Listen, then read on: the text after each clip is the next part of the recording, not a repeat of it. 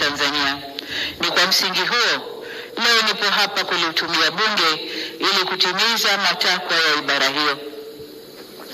Kabla ya kufanya hivyo, nianze na jambo la huzuni lililotokea hapa nchini, na naomba waheshimiwa wote wabunge na waalikwa tusimame kwa dakika moja ili kuombea wenzetu.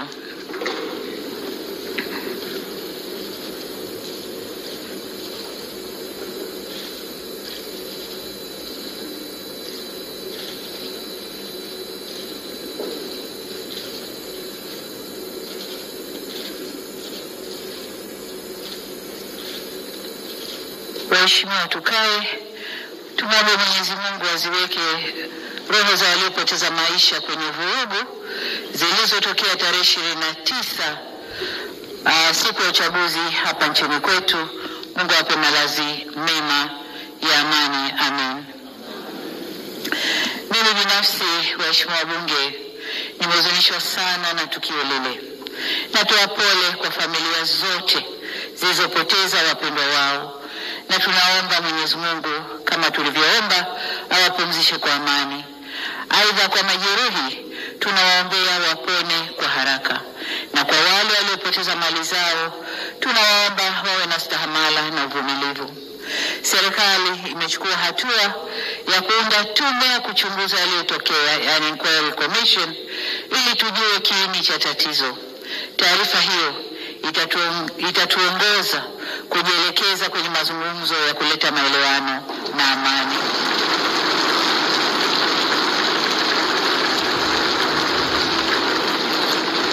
Mheshimiwa Spika, baada ya kueleza sononeko hilo, nijielekeze sasa kukupongeza wewe Mheshimiwa Musa Azzan Zungu kwa kuchaguliwa kuwa mbunge wa jimbo la Ilala na kupata imani ya waheshimiwa wabunge waliokuchagua kuwa spika wa bunge hili la 13. Ni imani yangu kwa uzoefu wako katika bunge hili utakuongoza kusimamia utekelezaji wa shughuli za bunge kwa ufanisi mkubwa. Aidha, nitumie fursa hii kumshukuru kwa dhati Spika mstaafu Mheshimiwa Dr. Tulia Ackson kwa kuliongoza vyema bunge la 12. Serikali inaahidi kutoa ushirikiano wa kutosha katika utekelezaji wa majukumu ya bunge hili la 13. Kwa kauli hiyo hiyo, nimpongeze pia Mheshimiwa Daniel Baram Silo kwa kuchaguliwa kuwa naibu spika wa bunge hili. Aidha, nirejee pongezi zangu kwa Mheshimiwa Dr. Mwigulu Nchemba, Waziri Mkuu wa Jamhuri ya Muungano wa Tanzania, ambaye ameapishwa leo asubuhi. Niwapongeze pia waheshimiwa wabunge wote kwa kuaminiwa na Watanzania kuwawakilisha katika kazi ya adhimu ya kutunga sheria, kuishauri na kuisimamia serikali kupitia bunge hili la 13. Hongereni sana. Waheshimiwa wabunge, hii ni dhamana na dhima kubwa sana mliopewa na wananchi, na vivyo hivyo matarajio ya wananchi kwenu ni makubwa pia. Matarajio yao ni kuwa mtatumia muda wenu mwingi kuwa na mijadala inayoakisi raha na karaha wanazoziona, na mtasimamia na kuishauri serikali ipasavyo juu ya kutatua changamoto zao, na kwamba wakati wote mtajielekeza kulinda maslahi ya wananchi waliowachagua na maslahi mapana ya taifa letu. Mheshimiwa Spika, kwa vigezo vyovyote vile, bunge hili ni jipya. Takwimu zinaonyesha kuwa wabunge 223 kati ya wabunge 393, sawa na 56.7%, ni wabunge wapya kabisa. Aidha, 45% ya wabunge wote ni wanawake. Wabunge wanawake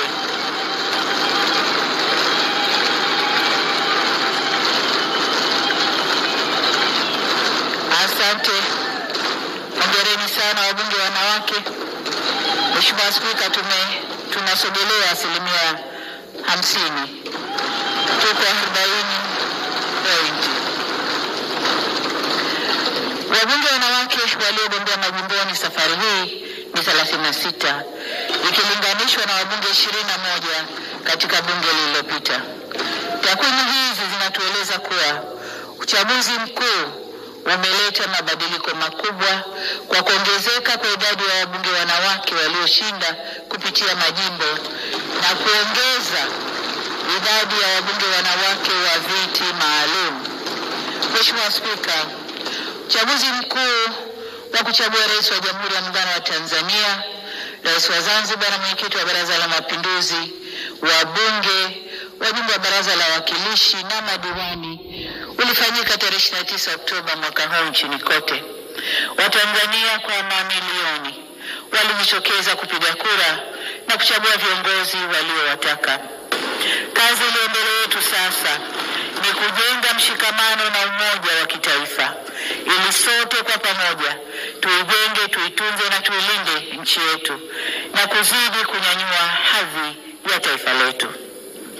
Nitumie nafasi hii kuwashukuru tena wananchi wa Tanzania kwa kujitokeza na kushiriki vyema kwenye hatua zote, kuanzia kujiandikisha katika daftari la kudumu la kupiga kura, kuhakiki daftari na kupiga kura.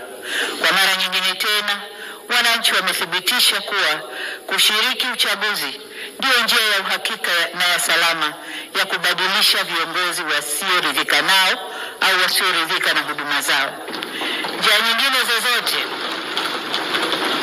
Njia nyingine zozote hazina heri wala salama ndani yake. Niendelee kuipongeza Tume Huru ya Taifa ya Uchaguzi kwa kuendesha vyema uchaguzi huu, mchaguzi mkuu wa kwanza. Wakurugenzi wa halmashauri hawakusimamia uchaguzi, wala hakuna mgombea aliyepita bila kupingwa. Sisi tuliogombea na vyama vyetu hatukukosa viwanja vya kufanyia mikutano yetu. Kwa ujumla, kampeni zilikwenda vyema. Aidha,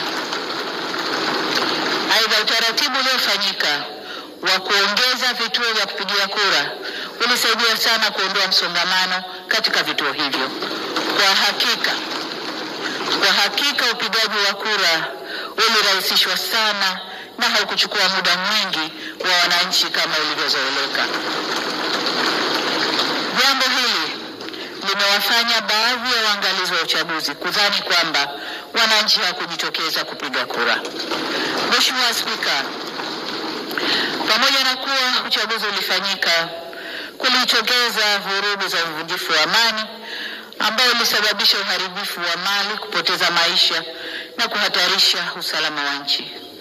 Tunapoenda mbele, ni wasihi sana wa Tanzania tuongozwe na dhamira ya maelewano, ushirikishwaji, kujirekebisha na umoja. Kwa wanangu vijana wa taifa hili la Tanzania, niseme kuwa nchi hii imejengwa kwenye misingi ya amani na utulivu wa kisiasa. Sisi wazazi wenu tungeshawishika kufanya mlioyafanya wakati huu, nchi hii isingekuwa na neema na maendeleo mnayoyaona leo.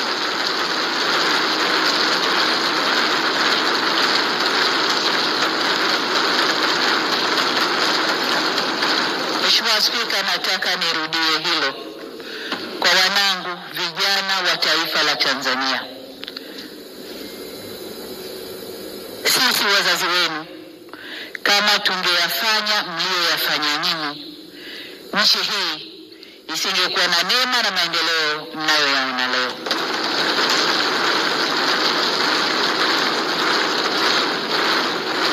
Hivyo niwasihi sana wanangu vijana wa Tanzania, nchi hii ni yenu. Kwa shida zozote zile zinazowakabili, msikubali hata siku moja kushawishiwa kuichoma nchi yenu wenyewe.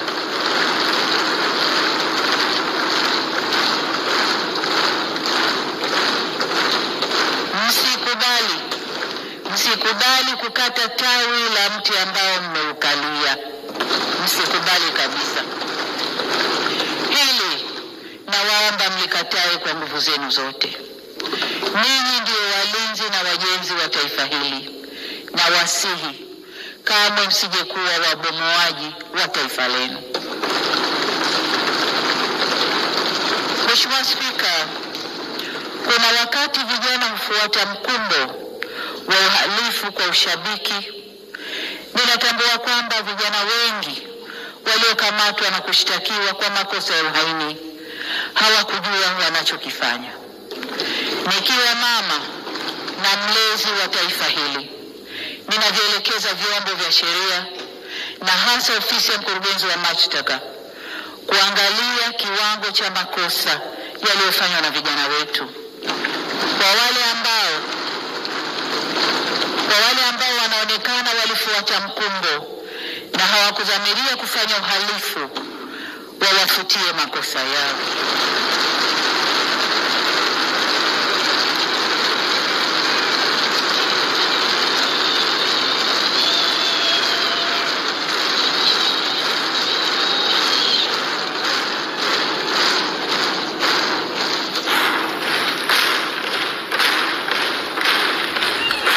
Asante Mheshimiwa wabunge, nashukuru.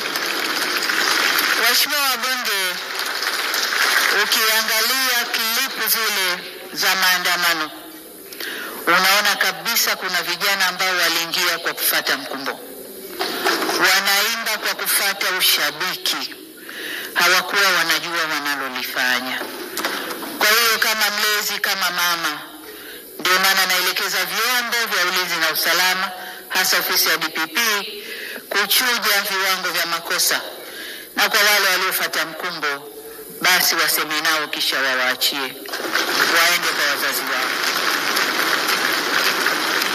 Natoa msamaha huo kwa sababu hata maneno ya Mwenyezi Mungu katika kitabu cha Luka sura 23 mstari wa 34 yanasema, na hapa nanukuu, Yesu akasema, Baba uwasamehe kwa kuwa hawajui watendalo.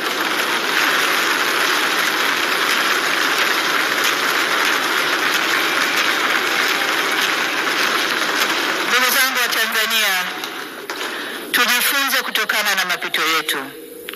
Hapana shaka kwamba Tanzania ni nchi inayofuata misingi ya kidemokrasia.